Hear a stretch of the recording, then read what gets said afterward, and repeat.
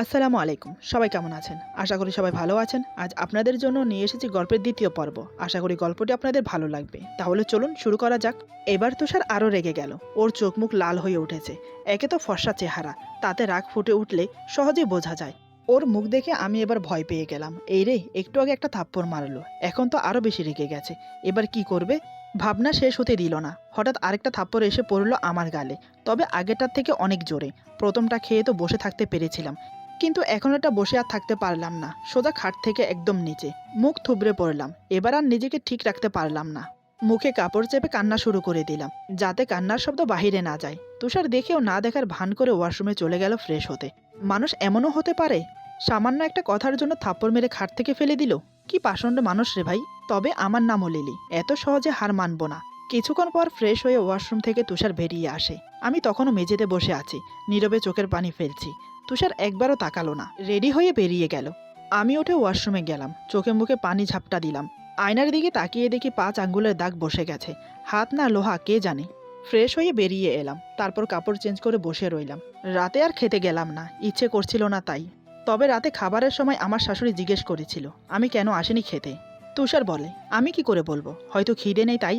তারপর আর কেউ কোনো প্রশ্ন করলো না। তারাও ভেবেছে হয়তো আমার খিদে নেই তাই আমি আসিনি। তুষার খেয়ে এসে দেখে আমি বারান্দায় বসে আছি, কিন্তু কিছু বলল না। কিছুক্ষণ পর আমি এসে নিচে বিছানা করে শুয়ে পড়লাম। তুষার হয়তো বুঝতে পেরেছে আমি রাগ করে খাবার খাইনি।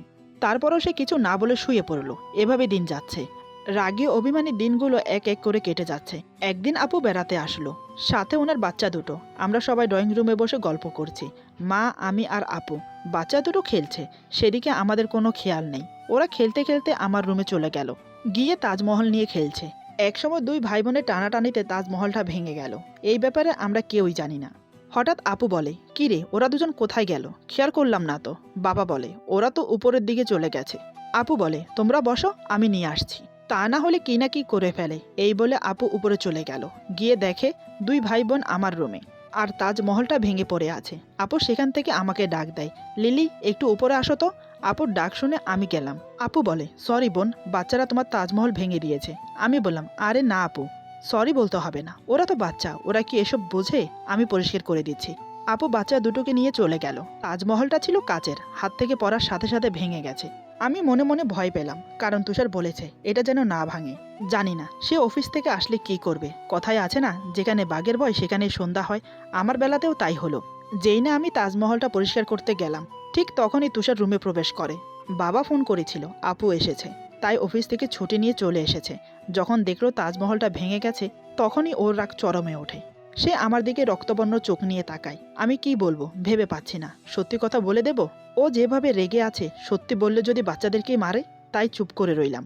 এই চুপ থাকাটাই আমার কাল হয়ে দাঁড়ায়। তুষার আমাকে কিছু জিজ্ঞেস করলো না, সোজা রুমে ঢুকে দরজা লাগিয়ে দিল। তারপর কোমর থেকে বেল খুলে মারতে শুরু করে। ছোট থেকে বড় হয়েছি, আমার গায়ে কেউ কখনো হাত তোলেনি, তাই সহ করতে পারলাম না, চিৎকার দিতে লাগলাম। তুষার যতক্ষণ না ক্লান্ত হয়েছে ততক্ষণ পর্যন্ত মারল আমাকে। একসময় নিজেই ক্লান্ত হয়ে বসে পড়ল। এদিকে দরজার বাইরে আমার শ্বশুর শাশুড়ি এবং আপু এসে হাজির। সবাই দরজা ধাক্কাচ্ছে। অবশেষে তুষার দরজা খুলে দিল। দরজা খুলতেই তারা হুড়মুড়িয়ে ঘরের ভিতর প্রবেশ করে। দেখে আমি মেঝেতে পড়ে আছি, সারা শরীরে বেল্টের বাড়ির দাগ। আমি কান্না করছি। আমার এই অবস্থা দেখে আপু আর মা দৌড়ে এসে আমাকে ওঠায়। বাবা রাগান্বিত হয়ে বলে, তুই কি পাগল হয়ে গেছিস? কেউ কাউকে এভাবে মারে? মেয়েটা কি দোষ করেছে যার জন্য তুই এভাবে মারলি? তুষার বলে, আমি অনেকবার বারণ করেছি আমার কোনো জিনিসে হাত যেন না লাগায়, বিশেষ করে এই তাজমহলটায় বারবার নিষেধ করেছি। নিষেধ করা সত্ত্বেও তাজমহলটা ভেঙে দিল। মা বলে, কি এমন আছে এই তাজমহলে যার জন্য তুই মেয়েটাকে এভাবে মারলি? তুষার বলে, কি আছে ওই তাজমহলে তোমরা তা বুঝবে না। এই বলে উঠে চলে গেল। আপু আমাকে বলে, তুমি কেন বললে না তাজমহলটা বাচ্চারা ভেঙেছে? আমি শুধু কেঁদেই যাচ্ছি, কথা বলার অবস্থায় নেই। আমার শাশুড়ি বলে, আমাকে মাফ করে দে মা, আমি মনে হয় আমার ছেলেটাকে মানুষ করতে পারিনি। বাবা বলে, মেয়েটাকে এভাবে নিচে বসিয়ে রাখবে, ওকে খাটের উপর শুইয়ে দাও, আমি ডাক্তারকে খবর দিচ্ছি। এই বলে বাবা বেরিয়ে গেলেন। প্রায় আধা ঘন্টা পর ডাক্তার এলো, আমাকে দেখে মেডিসিন দিয়ে চলে গেল। তুষার পাশের রুমে শুয়ে আছে। বাবা মা নিজেদের রুমে চলে গেল। আপু আমাকে রেস্ট করতে বলে বেরিয়ে গেল। তারপর পাশের রুমে তুষারের কাছে যায়। আপুকে আসতে দেখে তুষার উঠে বসে। আপু গিয়ে ওর পাশে বসে। কিছুক্ষণ দুই ভাই বোন চুপচাপ বসে থাকে। প্রথমে আপু বলে, তাজমহলটা ও ভাঙেনি, এটা ভেঙেছে আমার ছেলে মেয়ে। তুই কিন্তু কাজটা একদম ভালো করলি না, কিছু জিজ্ঞেস না করেই মেয়েটাকে মারলি।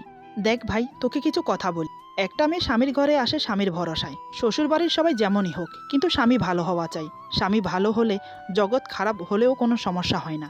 মেয়েটা অনেক ভালো। তোর এত অবহেলা অত্যাচার সহ করেও মুখ বুজে আছে। কখনো কারোর কাছে শিকায়াত করেনি। কেন জানিস? কারণ ও তোকে ভালোবেসে ফেলেছে। তুই ওকে ভালোবাসিস কিনা সেটা জানার বা বোঝার কোনো প্রয়োজন নেই। তবে সে তোকে ভালোবেসেছে, সেটাই তার কাছে অনেক কিছু। দেখ ভাই, মানুষের জীবনে অনেক কিছু ঘটে, সেটা মনে রাখলে জীবন চলে না। তাই সবকিছু পেরিয়ে আগে বাড়তে হয়। আমি কি বোঝাতে চাচ্ছি নিশ্চয়ই তুই বুঝতে পেরেছিস। এই বলে আপু চলে গেল। তুষার শুধু চুপ হয়ে শুনে গেল, কোনো কথা বলল না। আপু চলে যাওয়ার কিছুক্ষণ পর রুমে আসে, দেখে আমি বিছানায় শুয়ে আছি। এই বিছানায় শোয়ার অধিকার আমার নেই। ওকে দেখে আমি উঠে যাচ্ছি। আমাকে উঠতে দেখে তুষার বলে, উঠতে হবে না, শুয়ে থাকো। আর আমার আচরণের জন্য সরি। আমি বুঝতে পারিনি জিনিসটা তুমি ভাঙনি, আমাকে বললেই পারতে। আমি কিছু বললাম না বা বলার ইচ্ছে ছিল না। আজকের আচরণে আমি খুব আঘাত পেয়েছি। মনে মনে ভেবে নিয়েছি আজকের পর থেকে নিজেকে গুটিয়ে নেব। ওর কোনো ব্যাপারে নাক গলাবো না। হয়তো আমার জীবনে স্বামীর সুখ লেখা নেই। তুষার কিছু না বলে ফ্রেশ হতে চলে গেল। দেখতে দেখতে রাত নেমে এলো। রাতের খাবার আমি ঘরে খেলাম, আপু দিয়ে গেল। তুষার নিচে গিয়ে খেয়ে আসে, রুমে এসে বসে আছে, আমাকে কিছু বলছে না। আমি তখনও খাটে বসে ঘড়ির দিকে তাকিয়ে দেখলাম রাত 10টা বাজে। তাই উঠে পড়লাম ঘুমানোর জন্য, কারণ আমি তো নিচে ঘুমাই। তাই নিচে বিছানা করতে উঠে পড়লাম। তুষার ভেবেছে আমি ওয়াশরুমে যাব, তাই কিছু বলছে না। যখন দেখলো আমি নিচে মাদুরা বিছাচ্ছি, তখন সে বলে, নিচে ঘুমোতে হবে না, তুমি খাটে ঘুমাও। আমি কোনো কথা বললাম না, আর তার কথাও শুনলাম না। নিচে মাদুরা বিছিয়ে শুয়ে পড়ি। তুষার বেশ বুঝতে পারলো আমি অভিমান করে আছি, কিন্তু সে অভিমান ভাঙানোর প্রয়োজন বোধ মনে করল না। সে খাটে গিয়ে শুয়ে পড়ে। একসময় গভীর ঘুমে তলিয়ে যায়। তবে আমি ঘুমোতে পারছি না, সারা শরীর ব্যথা হয়ে আছে। মনে হচ্ছে জ্বর আসবে। তাই হলো। গভীর রাতে আমার জ্বর এলো, সারা শরীর জ্বরে পুড়ে যাচ্ছে। কিন্তু তুষার টের পেল না। সকালে সে ঘুম থেকে উঠে বুঝতে পারলো আমার জ্বর এসেছে। খাট থেকে নেমে এসে আমার কপাল ছুঁয়ে দেখে জ্বরে গা পুড়ে যাচ্ছে। সে আমাকে উঠিয়ে খাটে শুইয়ে দেয়। তারপর আপু আর মাকে ডাকে, তাদেরকে আমার কাছে রেখে ডাক্তার ডাকে। আবার ডাক্তার এসে আমাকে চেক আপ করে বলে শরীর ব্যথার কারণে জ্বর এসেছে। আমি মেডিসিন দিয়ে দিচ্ছি, ঠিক হয়ে যাবে। ডাক্তার চলে যাওয়ার পর মা আর আপু তুষারের দিকে রাগান্বিতভাবে তাকায়। আমার এই অবস্থার জন্য ওই তো দায়ী। তুষার নিজের অপরাধ বুঝতে পেরে বারান্দায় চলে গেল। সে জানে এখানে দাঁড়িয়ে থাকলে মা নয়তোবা আপু ওকে কিছু বলবে, সেজন্য কেটে পড়ল। আমার এই অবস্থা দেখে আপু আর যেতে পারেনি। আমি সুস্থ হওয়ার পর সে চলে গেল। এখন আমি মোটামুটি সুস্থ। সবার সেবা যত্নে তাড়াতাড়ি সুস্থ হয়ে উঠলাম। এদিকে তুষারের অফিস থেকে জানালো 2 মাসের জন্য তাকে অন্য অফিসে গিয়ে কাজ করতে হবে। তাদের অন্য অফিস ঢাকাতে, মানে আমার শ্বশুর বাড়ি থেকে অনেক দূরে। এই 2 মাস সেখানে ওকে থাকতে হবে। সে যাবে বলে রাজি হয়ে যায়। কথাটা ঘরে এসে বলতেই আমার শ্বশুর শাশুড়ি বলে আমাকেও সাথে নিয়ে যেতে। কিন্তু তুষার রাজি না আমাকে নিয়ে যেতে। এদিকে আমিও যেতে রাজি না। সে আমার সাথে এখানে এমন আচরণ করছে, না জানি ওর সাথে একা থাকলে তখন কি করবে। সে ভয়ে যেতে চাইছি না। কিন্তু কে শোনে কার কথা? আমার শ্বশুর শাশুড়ি গো ধরলো আমাকে যেন নিয়ে যায় তুষার। মা বাবার পীড়াপিড়িতে সে রাজি হলো আমাকে নিয়ে যেতে। আমিও আর না করতে পারলাম না। 1 সপ্তাহ সময় আছে যাওয়ার। এই 1 সপ্তাহের মধ্যে আমরা সবকিছু গুছিয়ে নিলাম প্রয়োজনীয়। আজ সেই দিন, আমরা ঢাকা যাব। আমার ফ্যামিলির সবাই এসেছে আমাদেরকে বিদায় জানাতে। একসময় সবার থেকে বিদায় নিয়ে গাড়িতে বসলাম। তুষার ড্রাইভার সিটে বসেছে, আমি তার পাশের সিটে। আমাদের সব মালপত্র গাড়ির পিছনে। গাড়ি চলতে শুরু করলো। দুজনেই নীরব, কেউ কোনো কথা বলছি না। তুষারের হয়তো কোনো কথা বলার নেই, কিন্তু আমার যে অনেক কথা বলার আছে। সত্যি বলতে আমি কথা না বলে থাকতেই পারি না। এমন চলন্ত গাড়িতে চুপ করে থাকা যায়? আমি পারি না বাপু। আমি বললাম, দুজন প্রাপ্তবয়সী ছেলে মেয়ে একসাথে জার্নি করছে, অথচ কেউ কোনো কথা বলছে না। আর তাছাড়া আমরা তো স্বামী স্ত্রী, আমরা চাইলেই কথা বলতে পারি। তুষার এক নজর আমার দিকে তাকিয়ে বলে, আমি মানি না আমরা যে স্বামী স্ত্রী। আমি বললাম, তোমাকে কে বললো মানতে? আমি মানি সেটাই জানালাম। আর এমনিতেই আমাদের পরিচয়টা এক সাইডে রেখে আমরা বন্ধু হয়েও তো কথা বলতে পারি, নাকি তাতেও আপত্তি আছে তোমার? তুষার বলে, বন্ধুত্ব, বন্ধু হয়ে কথা বলা যায়, তবে সেখানেও একটা সমস্যা আছে। আমি বললাম, আবার কি সমস্যা? তুষার বলে, একে তো তোমাকে আমি বিয়ে করেছি, কিন্তু স্ত্রী হিসেবে মেনে নিতে পারিনি। ধরো এখন তোমার সাথে আমি বন্ধু হিসেবে ট্রিট করলাম। বন্ধু মানে বোঝো তো, সব সময় কথা বলা, ঘুরতে যাওয়া, আড্ডা দেওয়া, একসাথে কোথাও রাতের ডিনার করা, মনের দুঃখ কষ্ট তার কাছে প্রকাশ করা, তাকেই বন্ধুত্ব বলে। একে তো তুমি আমার সাথে আমার রুমে থাকো, দেখা যাচ্ছে তোমাকে বন্ধু মনে করে কথা বলতে বলতে তোমার প্রতি দুর্বল হয়ে পড়লাম। হয়তোবা তোমাকে ভালো লেগে গেল, নয়তোবা তোমাকে ভালোবেসে ফেললাম। সেটা আমি সজ্ঞানে কখনোই করতে চাই না। তাই এখন যেমন আছি ভালোই আছি। আমি বললাম, সামান্য একটা সিম্পল কথাকে এত গভীরভাবে ভাবতে হয় নাকি?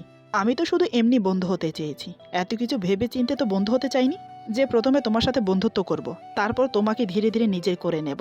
একটা কথা আছে জানো, যদি থাকে নসিবে আপনা আপনি আসিবে। তুমি যদি আমার নসিবে থাকো, তাহলে দুনিয়ার কোনো শক্তি নেই তোমাকে আমার থেকে দূরে করে। তবে একটা কথা বলি, আমি তো তোমাকে ছেড়ে কখনোই যাব না, মরার আগ পর্যন্ত তোমার পিছু ছাড়ছি না। তুষার বলে, কেন, আমাকে ভালোবাসো তুমি? আমি বললাম, হ্যাঁ ভালোবাসি, বিয়ের আগে থেকেই। তুষার ভ্রু কুঁচকে বলে, বিয়ের আগে থেকে মানে? বিয়ের আগে তো তোমার আমার দেখা হয়নি, তাহলে? আমি বললাম, তোমার ছবি দেখে তোমার প্রেমে পড়েছি। তুমি হয়তো ভাবছো মেয়েটা কি বেহাইয়া, একটুও লজ্জা নেই, একদম মুখের উপর বলে দিচ্ছে ভালোবাসে। সেটা তুমি ভাবতেই পারো, তবে আমি কিছু মনে করব না। বর্তমান তুমি আমার স্বামী, স্বামীর সাথে সবকিছু শেয়ার করা যায়, যেটা অন্য কারোর সাথে শেয়ার করা যায় না। তাই আমিও তোমার সাথে আমার কথাগুলো শেয়ার করছি, কারণ আমার তো এখানে তেমন কেউ নেই যে নিজের কথাগুলো শেয়ার করব। এই বলে চুপ হয়ে গেলাম। এরপর তো আর কোনো কথা বলার থাকে না। তুষার আমার দিকে তাকিয়ে আছে, সে বুঝতে পারছে আমার মন খারাপ। সে হয়তো এটাও ভাবছে এমন করে বলা উচিত হয়নি, সামান্য আমার সাথে কথাই তো বলতে চেয়েছে, বেশি কিছু চাইছে না তো, একটু কথা বলে কি এমন হবে। এই ভেবে আমাকে বলে, কিছু খাবে? আমি বাইরের দিকে তাকিয়ে বললাম, না। বেশ বুঝতে পারছে আমার অভিমান হয়েছে। তুষার বলে, কিন্তু আমার খেতে ইচ্ছে করছে, তুমি চাইলে আমার সাথে খেতে পারো, এই সুযোগ হয়তো পাবে না, কি বলো, খাবে? আমি চুপ করে রইলাম। তুষার বলে, চুপ থাকা মানে সম্মতির লক্ষণ, ঠিক আছে সামনে দেখি কোনো দোকান পাওয়া যায় কি না। কিছু দূর আসতে কয়েকটা দোকান দেখা গেল।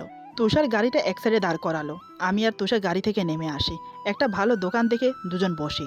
তুষার বলে, কি খাবে বলো?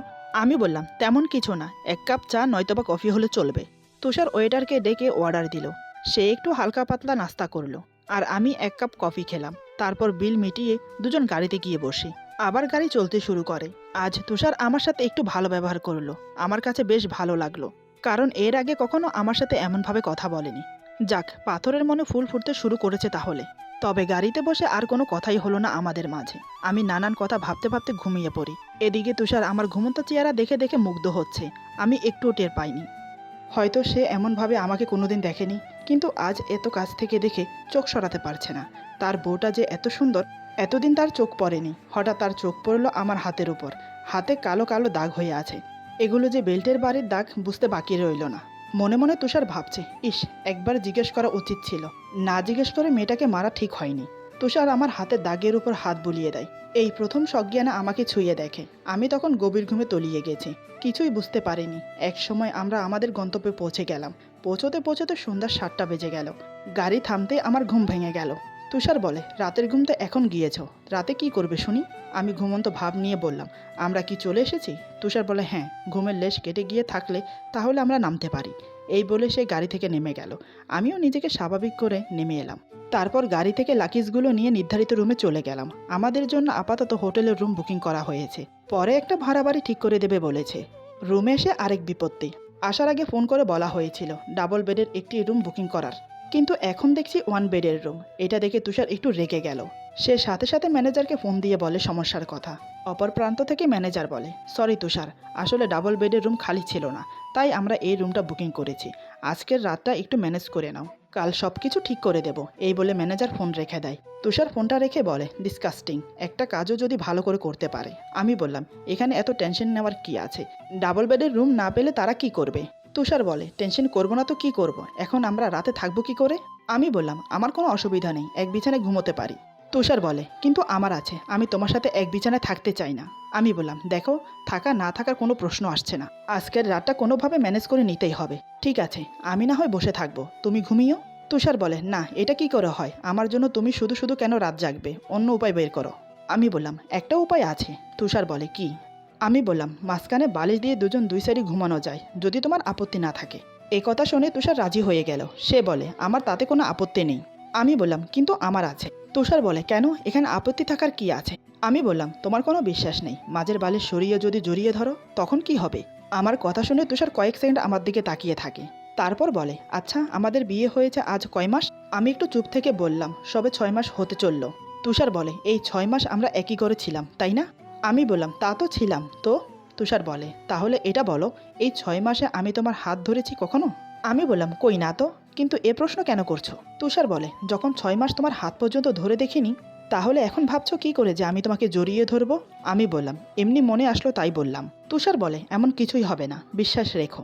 আমি বললাম, যদি হয় তখন? তুষার বলে, বললাম তো হবে না, প্রমিস। আমি বললাম, ঠিক আছে। মনে মনে ভাবছি, যে কিনা ঘুমের ভেতরে জ্যোতিকে খুঁজে আমাকে জড়িয়ে ধরে, সে আবার প্রমিস করে আজ রাতে এমন কিছু হোক না, তারপর দেখাচ্ছি মজা। তুষার বলে, ফ্রেশ হয়ে নাও, আমরা বাইরে ডিনার করব। এই কথা শুনে আমি একটু থমকে দাঁড়ালাম, কারণ এই 6 মাসের বিয়েতে কোনোদিনও সে আমাকে বাইরে নিয়ে যায়নি। আজ হঠাৎ আমাকে নিয়ে ডিনার করতে যাবে, তাই একটু অবাক হলাম। আমি ওর কথা মতো ফ্রেশ হয়ে নিলাম। তারপর আমি আর তুষার বাইরে ডিনার করতে চলে গেলাম। ডিনার কমপ্লিট করে আবার হোটেলে ফিরে এলাম। আজকের দিনটা আমার জন্য খুব লাকি। স্বামীর সাথে লং ড্রাইভ, তারপর একসাথে বসে ডিনার করা বাহিরে, এখন আবার একই বিছানায় একসাথে দুজন ঘুমাবো। মাঝখানে যতই বালিশ থাকুক না কেন, তাতে কি হয়েছে? আজ অনুমতি পেয়েছি ওর পাশে থাকার, কারণ নিশ্চয়ই ওর বুকে, বলা যায় না কখন কি হয়। জানালার পাশে দাঁড়িয়ে দাঁড়িয়ে ভাবছিলাম কথাগুলো। তুষার সোফায় বসে বসে অফিসের কিছু কাজ দেখছে। রাত 10টার দিকে তুষার বলে, রাত তো অনেক হলো, আমি ঘুমোতে যাচ্ছি, সকালে অফিস আছে আমার। এই বলে শুয়ে পড়লো। আমি আর বসে থাকতে পারলাম না, গিয়ে ওর পাশে শুয়ে পড়ি। তবে মাঝখানের বালিশ দুটো আগে থেকেই দেওয়া ছিল। দুজন দুই পাশে দুই দিকে ফিরে শুয়ে আছি। কারো মুখে কোনো কথা বের হচ্ছে না, দুজনেই ঘুমানোর চেষ্টা করছি। একসময় তুষার ঘুমিয়ে পড়ে। আমি তো এটার জন্যই অপেক্ষা করছিলাম। মুখের সামনে হাত নাড়িয়ে দেখলাম ও সত্যি ঘুমিয়েছে কিনা। যখন দেখলাম না, সত্যি ঘুমিয়েছে, ঠিক তখনই মাঝের বালিশ দুটো সরিয়ে দেই। তারপর ওর দিকে তাকিয়ে মুচকি হেসে শুয়ে পড়ি। আমি জানি এবার ও আমাকে জুতি ভেবে নিশ্চয়ই জড়িয়ে ধরবে। তাই হলো। সবে আমার চোখ জুড়ে ঘুম নামছিল, হঠাৎ কেউ আমাকে জড়িয়ে ধরে। আমি ভেবাচাকা খেয়ে চোখ খুলে দেখি তুষার। সে আমাকে শক্ত করে জড়িয়ে ধরে বুকের সাথে মিশিয়ে নেয়। মুখের নিঃশ্বাস পড়ছে আমার মাথায়। আমার চুলের মিষ্টি গন্ধ ওর নাকে লাগছে। তুষার আমার মাথায় আলতো করে কিস করে, তারপর ধীরে ধীরে আমার কপালে, আমার কানে ফিস ফিস করে বলে, আই লাভ ইউ জ্যোতি, অনেক ভালোবাসি তোমাকে। এভাবে থাকো আমার বুকে, কেন দূরে সরে যাও? কেন আমাকে কষ্ট দাও? তুমি জানো আমি তোমাকে কতটা ভালোবাসি। একটি মুহূর্তের জন্য আমি তোমাকে ভুলে থাকতে পারি না। আরও নানান রকমের কথা। সত্যি বলতে আমার খুব কষ্ট হচ্ছিল। অজান্তেই চোখ দিয়ে জল পড়তে লাগলো। মজা করতে গিয়ে আমি নিজেই মজার পাত্রী হয়ে গেলাম। নিজের স্বামীর মুখে অন্য কারোকে ভালোবাসে সেটা শুনে কেই বা ঠিক থাকতে পারে? চাইলাম নিজেকে সরিয়ে নিয়ে আসতে, কিন্তু পারলাম না। তুষার আমাকে এতটা শক্ত করে ধরেছে যে আমি চেষ্টা করলেও ছুটতে পারবো না। কিন্তু আমার যে একটি মুহূর্ত ওর বুকের মাঝে থাকতে ইচ্ছে করছে না। সে আমাকে জড়িয়ে ধরেনি, ধরেছে তার ভালোবাসার মানুষকে। কিন্তু এখন কি করব? ওকে ডাকবো? মাঝরাতে ঘুম ভাঙানোটা কি ঠিক হবে? যদি রেগে গিয়ে থাপ্পড় মারে? কিন্তু আমার যে খারাপ লাগছে। আচ্ছা, এই নিয়ে দুইবার আমাকে জড়িয়ে ধরে জুতি মনে করে, তাহলে কি ওরা শারীরিক সম্পর্ক করেছে? তা না হলে আমাকে বুকে নিয়ে কেন ও জুথি জুথি বলে ডাকে? আমি আর চাপ নিতে পারছি না। কষ্টে যন্ত্রণায় আমার দম বন্ধ হয়ে আসছে। কিন্তু এখন করণীয় কি? এই মাঝরাতে ওকে জাগিয়ে জিজ্ঞেস করব? এইসব ভাবছি। এমন সময় তুষার আমার ঠোঁটে কিস করে। তারপর আর দেরি না করে আমার ঠোঁটের সাথে ওর ঠোঁট ডুবিয়ে দেয়। আমি চোখ বন্ধ করে নেই। দু চোখ থেকে জল গড়িয়ে পড়ছে। যত সম্ভব আমার চোখের জল তুষারের মুখে পড়েছে, তাতেই কাজ হলো। ওর ঘুম ভেঙে যায়। ঘরে ডিম লাইট জ্বলছিল, তার আলোতে দেখতে পেল সে আমাকে জড়িয়ে ধরে কিস করছে। তৎক্ষণাৎ আমাকে ছেড়ে দিল। এবার আমি আর নিজেকে কন্ট্রোল করে রাখতে পারলাম না। ভিতরে থাকা কষ্টটা বেরিয়ে আসতে চাইছে। চিৎকার করে কেঁদে উঠলাম। তাতে যদি আমার কষ্টটা হালকা হয়। তুষার নিজের ভুল বুঝতে পেরে চুপ করে রইল, কিন্তু সে এটা বুঝতে পারছে না আমি কেন কান্না করছি। সে আমতা আমতা করছে। কি বলবে, কি বলে শুরু করবে? মাথায় হাত দিয়ে বসে আছে, আর আমি অন্যদিকে ফিরে কান্না করছি। ঘুমানোর আগে সে প্রমিস করেছিল এমন কিছু হবে না, কিন্তু এখন তো ওয়াদা ভঙ্গ হয়ে গেল। এটা কিভাবে হয়ে গেল? সেট কি করি এখন? তারপরও তুষার নিজেকে স্বাভাবিক করে বলে, সরি, আসলে আমি বুঝতে পারিনি কিভাবে কি হয়ে গেল। প্লিজ আমাকে ক্ষমা করে দাও। কিন্তু তুমি কাঁদছো কেন? আমার এই আচরণের জন্য তুমি মনে কষ্ট পেয়েছো? দেখো, এভাবে কান্না করো না, আমরা হোটেলে আছি, বোঝার চেষ্টা করো। কিছুক্ষণ পর নিজেকে স্বাভাবিক করে বললাম, রাত অনেক হয়েছে, ঘুমিয়ে পড়ো। তুষার আর কিছু বলল না, ঘুমিয়ে পড়ে। সকালে আমি ঘুম থেকে একটু দেরিতেই উঠলাম। আমার আগে তুষার ঘুম থেকে উঠেছে। তার আজ অফিসে যাওয়ার কথা ছিল। জানি না কি হলো, সে অফিসে যায়নি। আমি ঘুম থেকে উঠে দেখি সে বসে আছে সোফায়। আমি কিছু না বলে উঠে ফ্রেশ হয়ে নিলাম। তারপর জানালার পাশে গিয়ে বসলাম। দুপুরবেলার ঢাকা শহরটাকে দেখছি। সকালের নাস্তা হয়নি, তাই পেটে খুব খিদে ছিল, কিন্তু বলতে ইচ্ছে করছে না ওকে। তুষার কি মনে হতে আমাকে বলে, তুমি রেডি তো? আমি বললাম, কেন? তুষার বলে, বেলা তো কম হলো না, সকালের নাস্তাও করা হয়নি, তাই বলছি চলো কিছু খেয়ে আসি। তোমারও নিশ্চয়ই খিদে পেয়েছে। আমি বললাম, ঠিক আছে চলো, আমি রেডি। এই বলে দুজন বেরিয়ে গেলাম। কিন্তু কাল রাতের কথা নিয়ে আমি বা তুষার কেউ কাউকে কিছু বলিনি। কিছুটা গাড়ি চলার পর আমরা একটা রেস্তোরাঁয় এসে হাজির হলাম। গাড়ি থেকে নেমে দুজন ভিতরে প্রবেশ করলাম। তারপর কন্যার একটা ভালো টেবিল দেখে বসে পড়ি। তুষার মেনু দেখতে ব্যস্ত। আমি রেস্তোরাঁর চারিপাশটা ভালো করে দেখছি। হঠাৎ আমার চোখ আটকে গেল পাশের টেবিলে বসা মেয়েটার দিকে। কিন্তু মেয়েটা আমার দিকে না তাকিয়ে সোজা তুষারের দিকে তাকিয়ে আছে। এমন ভাবে তাকিয়ে আছে মনে হচ্ছে ভেতর বাহির জরিপ করে নিচ্ছে। মেয়েটির চোখের কোণে জল চিকচিক করছে। তার মুখে কিছু হারিয়ে আবার ফিরে পাওয়ার আনন্দ ঝলকা ফুটে উঠেছে। এমন সময় তুষারের চোখ সেদিকে গেল। সেও অবাক হয়ে তাকিয়ে আছে সেদিকে। দুজনের যেন পলক পড়ছে না। আমি ওদের মাঝে শুধু দর্শকের মতো দেখে যাচ্ছি, শেষ পর্যন্ত কি হয় সেটা। হঠাৎ মেয়েটা যা করলো তা দেখে আমার পায়ের নিচের মাটি সরে গেল। আমি যেন স্তব্ধ হয়ে গেছি। এরপর যা হলো, আজকের গল্প এখানে সমাপ্ত। গল্পের বাকি অংশ পেয়ে যাবেন আগামী পর্বে। আশা করি গল্পটি আপনাদের ভালো লাগবে। যদি ভালো লাগে তাহলে লাইক, কমেন্ট এবং সাবস্ক্রাইব করে আমাদের পাশে থাকুন। সবাই ভালো থাকুন, সুস্থ থাকুন। আল্লাহ হাফিজ।